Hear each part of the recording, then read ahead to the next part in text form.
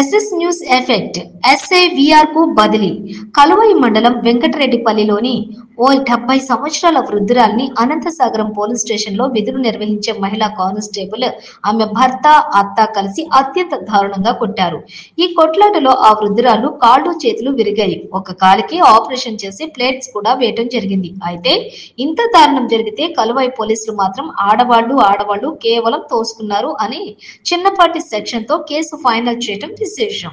దీంతో బాధితులు జిల్లా ఎస్పీని కలిసి అన్ని సాక్ష్యాధారాలతో తమ బాధను తెలిపారు. దీంతో ఎస్పీ వెంటనే సంబంధిత అధికారులతో మాట్లాడి పూర్తి స్థాయిలో విచారించాలని ఆదేశాలు జారీ చేసినట్లు తెలుస్తోంది. వెంటనే కలువై ఎస్ఐ సుమన్ ని విఆర్ కు పంపినట్లు కూడా సమాచారం. ఏదేమైనా ఎస్పీ నిర్ణయం పట్ల బాధితులు ఆనందం వ్యక్తం చేస్తున్నారు. అలాగే నిజాలను నిర్భయంగా ప్రజలకు చూపిన ఎస్ఎస్ న్యూస్ ఛానల్ ను కూడా అభినందించారు.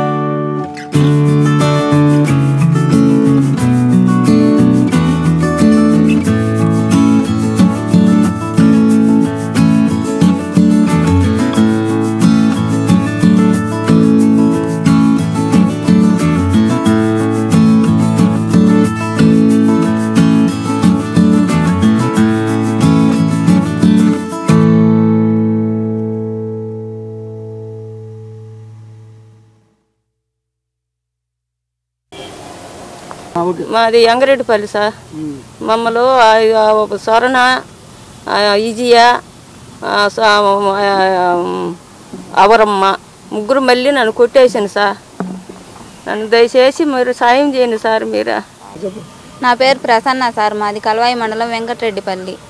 మేము నెల్లూరులో కాపురం ఉన్నాం సార్. ఈ మధ్య 2-3 నెలల నుంచి మా అత్తగారు ఒక్కరే ఇంట్లో ఉంటే మా పక్క ఇంట్లో ఉండేవాళ్ళు పాత గొడవలు మనసులో పెట్టుకొని ఎవరు లేని చూసి ఆమెని కాళ్ళు చేతులు ఇరిగేటట్టు కొట్టిండ్రు సార్. రాళ్ళు కర్రలు తీసుకొని వాళ్ళు కుంచే విజయ్ కుమారు, కుంచే స్వప్న, అవరమ్మ ముగ్గురు కలిసి ఆమెను కాళ్ళు చేతులు ఇరిగేటట్టు కొట్టింది సార్. ఆమె మా ఊర్లోనే మా ఆడబిడ్డ వాళ్ళు ఉండేది. వాళ్ళు తీసుకెళ్ళి 108 ఫోన్ చేసి ఆత్మకూరు గవర్నమెంట్ హాస్పిటల్కి తీసుకెళ్ళిండ్రు. అక్కడ కాళ్ళు చేతులు విరిగినాయి అని చెప్పి చేతికి కట్టుకట్టిండ్రు. కాళ్ళకి రాడ్డేసి తలకి కుట్లు పడినాయి సార్. 5 కుట్లు పడినాయి. ఆమె కోర్టు కానిస్టేబుల్ ఆత్మకూరు నుంచి వచ్చి కేసు తీసుకునిండ్రు.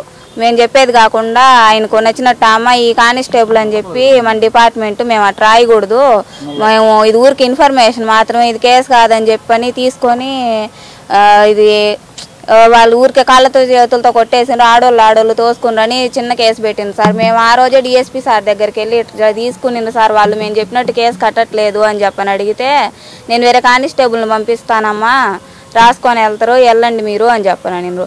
సార్ చెప్తే మళ్ళీ అదే కానిస్టేబులే వచ్చింది, ఆషిక్ అలీ అనే ఆయనే.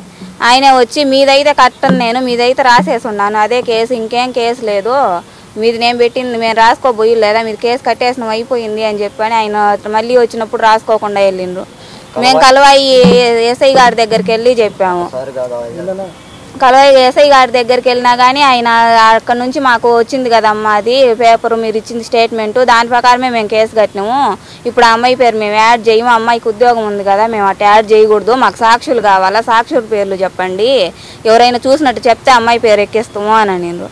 ఆ అమ్మాయి పేరు చూసినట్టు 4 సాక్షుల పేర్లు అడిగితే చెప్పినాను సార్, అక్కడ చూసిన వాళ్ళు ఇరుగు పొరుగు వారికి, వాళ్ళ దగ్గర కానీ ఆ పేర్లు తీసుకెళ్ళి ఆ కుంచె స్వప్న అనే కానిస్టేబుల్ అమ్మాయికి ఇచ్చేసిండ్రు ఆ పోలీసు వాళ్ళు, ఎస్ఐ గారు వాళ్ళు. ఆ అమ్మాయి వాళ్ళ దగ్గర కానీ వెళ్ళి నేను కడుపుతా ఉన్నాను, మీరు వచ్చి సాక్ష్యం చెప్తే మీరు నన్ను కొట్టిండ్రని చెప్పి నేను కేసు పెడతాను, మీరెవరు సాక్ష్యం చెప్పినా నేను మీ మీద కేసు పెట్టి మీరు ఇంక బయటికి రాకుండా చేస్తానని ఊళ్ళో సాక్ష్యంలు కానీ బెదిరిస్తూ ఉంది సార్. ఇప్పుడు ఎస్పీ గారు రాపూర్ సిఐ గారి దగ్గరికి వెళ్ళమని చెప్పారు సార్. మేము అట్టే మీరు చెప్పినట్టు కేసు కడతారమ్మా సిఐ గారి దగ్గరికి వెళ్ళండి రాపూర్కి అని చెప్పారు సార్, ఎల్లుండి ఉదయం.